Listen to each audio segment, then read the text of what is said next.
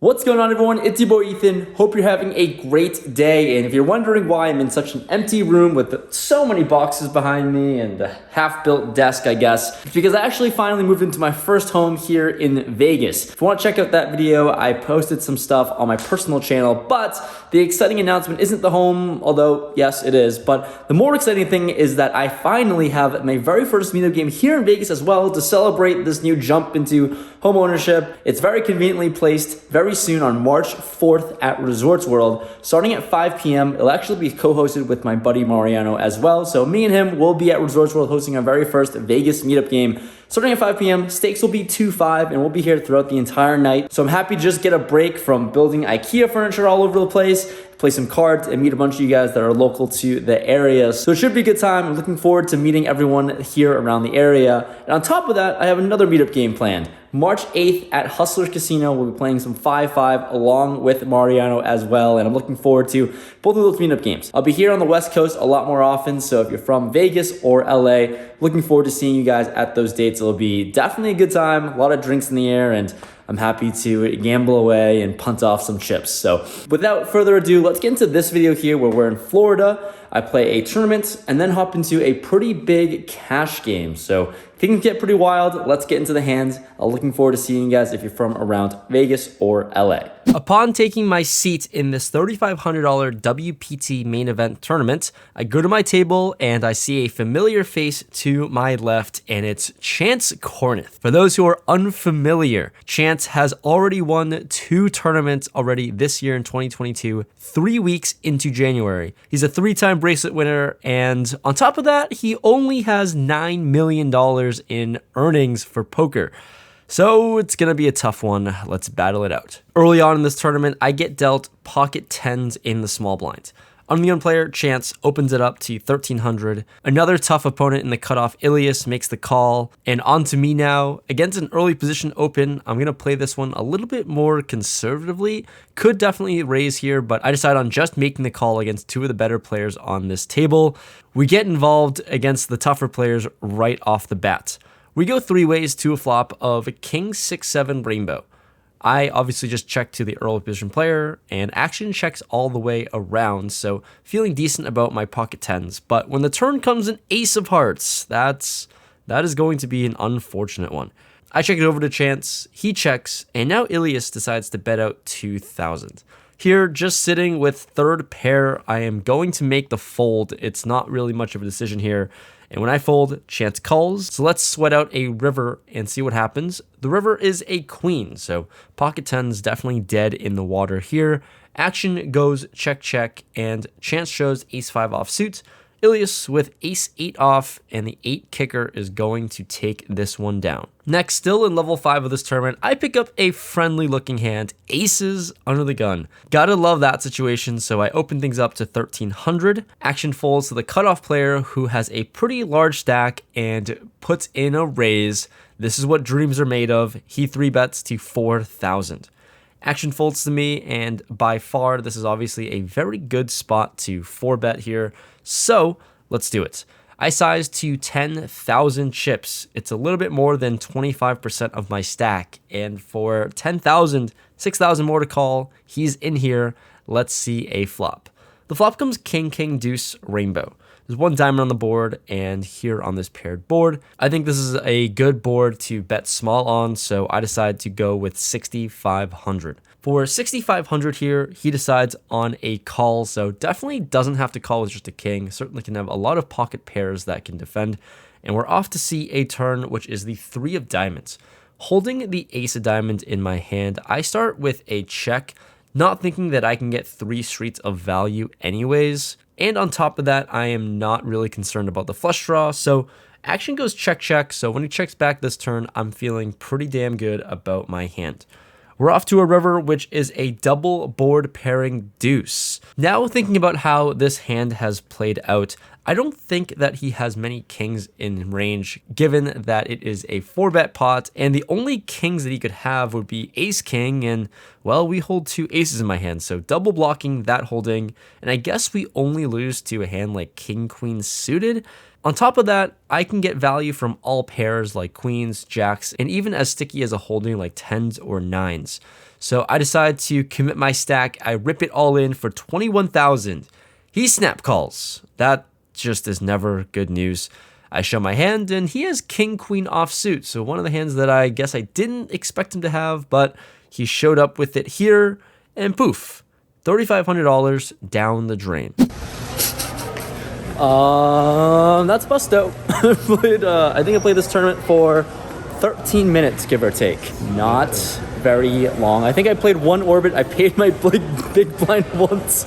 $3,500, snap gone. Typically, I would rebuy here, but unfortunately, because of how long the alternate list is, and honestly, $3,500 is a pretty expensive tournament. Second bullet means I'll be in the tournament for 7,000. I think what's probably better is to hang out with a few buddies. Kieran and Mariano are currently playing the 1025 right now, so I'm gonna head over to the cash games and play there. You guys always like to see more cash games anyways. This was a pretty unfortunate and brutal bust out because I waited like an hour for my alternate number to get called.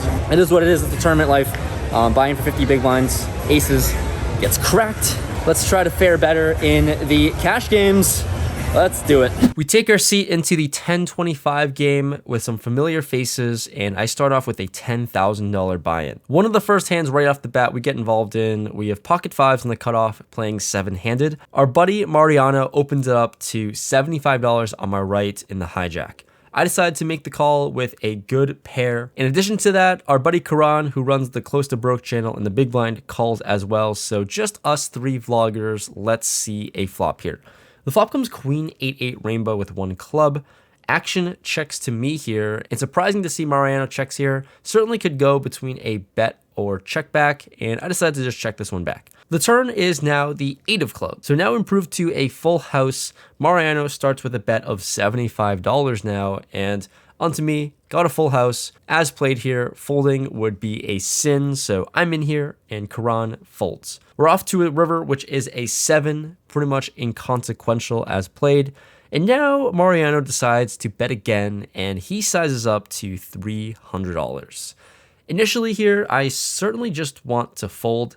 He's a strong player who certainly can have a lot of value and check strong hands on the flop. But the more I think about it, there are definitely a lot of bluffs that he'd play this way. Hands that surround a queen or even a turned flush draw like king jack, king queen, even ace jack might play this way. So anyways, what I'm trying to say is that folding is certainly boring. I make the call with pocket fives and a full house. He flips over king jack off suits, and fives will take it down. Happy to make the right decision here at this point, and it's nice to start off this cash session with chips being pushed my way. This next hand gets a little spicy as I look down at pocket eights in the small blind. There is a $50 straddle on board as well. Action starts with Mariano on the button, and he opens it up to $150. Here in the small blind, certainly can go either way with a call or raise, and I decided to take the more aggressive route. I 3-bet to $700. The blinds and straddle fold around back to Mariano, and he puts in a raise. Puts in yet another raise to $1,700. Oh boy.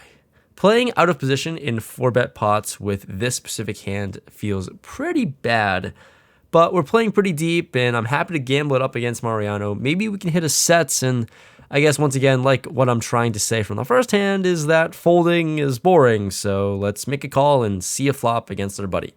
We're off to a flop of queen 10-5 rainbow, here completely whiffed, sitting with third pair. I check it over to him, and he bets out 1,000.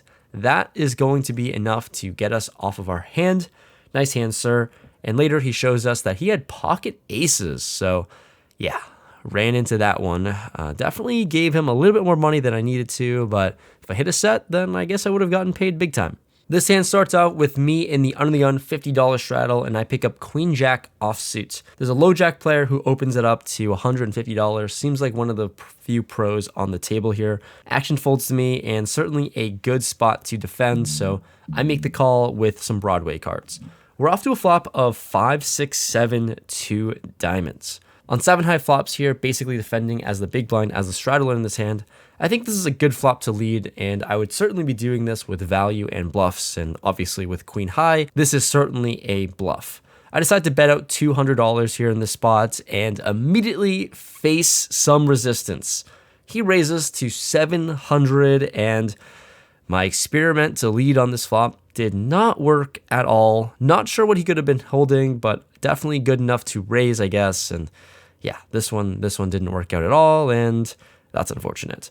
After this hand, though, the table agrees on the mandatory $50 straddle. So now, moving forward, all hands played, we're playing 10, 25, 50. With the stakes bumped up, I pick up pocket fives yet again. We're on the button, and there's an early position player who limps. MARIANO raises to $200. Here, certainly not folding. I make the call on the button. The small blind, straddler, and limper all call. So 5 ways to a flop with 1,000 in the middle pre-flop already. Let's see a flop. Let's bink a 5, right? The flop comes ace 10 9, 2 diamonds, and a heart. Action checks to me surprisingly multi-way, and unfortunate not hitting a 5 here, but let's see a 5 on the turn when I check back. The turn comes a 4 of hearts. So freaking close, man. Just one number higher, dealer. Anyways, the action starts with a straddler who bets out $400. MARIANO makes the call, and obviously with 5s, so close to hitting a set, but no cigar. I let it go. Small blind calls as well, so we're still going 3 ways to a river. Let's just sweat out this pot. The river comes a board pairing ace. The straddler bets $600 once again. Both players fold, and he takes it down, so this is just a fun story of how I lost $200. In this next hand, action folds around to me, and I'm in the small blind with 9-7 of diamonds. With a suited gapper, I decided to raise this one up to $200. Certainly could have limped or just folded, but I'm trying to play hands here. Anyways, the big blind and straddler both calls, so we're going 3 ways out of position to a flop of 6-5-3. 2 clubs and a diamond out there, so flopping a double gutter, and on a board that shouldn't hit me too often, I decided to check out of position. The big blind checked as well, and now this under the gun player bets out 400. Definitely not folding. I have a lot to go along with my hand here with the backdoor diamond draw, 2 overcards, and obviously a 2-way straight draw. I make the call here out of position, and the big blind folds. So now we're going heads up to a turn, which is the 10 of diamonds. Oh my god, I have every single draw imaginable now. I check again to this player, and he bets out $600. Now I have a decision point to either check raise or just make the call. Calling with 9 high here doesn't seem like a great spot to be in, especially out of position, but I just feel like if I check raised, I don't have many bluffs when I'm raising here. So it didn't make much sense in my mind to raise at the moment. I decided to just make the call. With a very strong draw, let's see a river. The river is a board pairing 6. That is Brick City for us. I check it over to him, and he quickly checks back with 4-5 offsuits and wins with the 5. Pair of 5s and an open-ended straight draw. That is going to be good enough to take it down. I sheepishly fold. That's unfortunate. With the chip stack dwindling down here, I need some help here, and I pick up pocket kings on the straddle. So with only $6,500 in my stack, this is the lifeline we needed. There's a hijack open to $150. Button makes the call. MARIANO in the big blind makes the call. A lot of action here, and I am certainly raising this one up. I put in a 3-bet here out of position and sizing up to $900. And with this large 3-bet, only the hijack makes the call, who seems to be a Euro at the table, so definitely competent for sure. Everyone else folds, so we're going heads up to a flop of 9-8-6 rainbow. Interesting flop, as we have an overpair obviously, but all things considered, it's not the best flop for me. So I just start with a check, because a lot of the hands that I would be 3-betting with, like ace king or king queen or whatever it may be, definitely misses and whiffs on this flop. He bets out $800 and takes the bait. He certainly can hit this board a lot more than me, so as played, I just make the call, tread a little bit cautiously, and we're off to a turn, which is the ace of spades. Brings in a backdoor flush draw, and this is one of the worst cards I wanted to see, honestly. Not loving it, but it doesn't change the board texture much. I start with a check on this turn card, and he continues firing out for $1,200. Well, yet again, I'm faced with a decision that I don't love. Certainly can call or just fold at this point, but as played with pocket kings, maybe I'm getting a little stubborn, but I'm not going to be folding just yet. as the 3-better, this card certainly should hit me a lot more than him. If we see a brick on the river, we might have to commit our stack, even with second pair on this board. I make the call, and we're off to a river, which is a queen. Another card so close to hitting a set with a king, and even worse with this queen, Jack 10 gets there, which is one of the few bluffs that I was beating.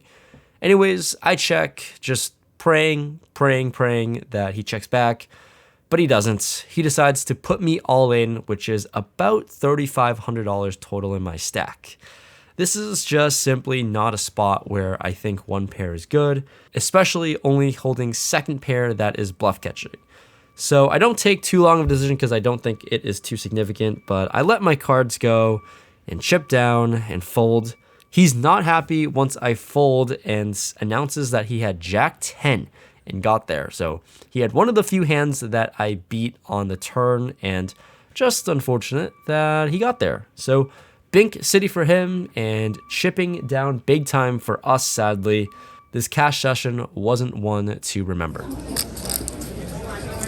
Wow, you look so pretty with that. Turn around. Do you ever stop? All right, guys. Today sucked. Probably wasn't the best day in the world. It did not suck. Today sucked for me. Mariano's vlog that you have already seen 5 months ago did well. I won money. I know. Yeah, that does look pretty sick. It does look really cool. Let me show it. That thing. Anyways, yeah, you should check out his vlog because he did well. This was probably one of the more bloody days I've had in a little bit. That's just kind of how poker goes, unfortunately. Played like 20 minutes of the tournament, the main event, busto.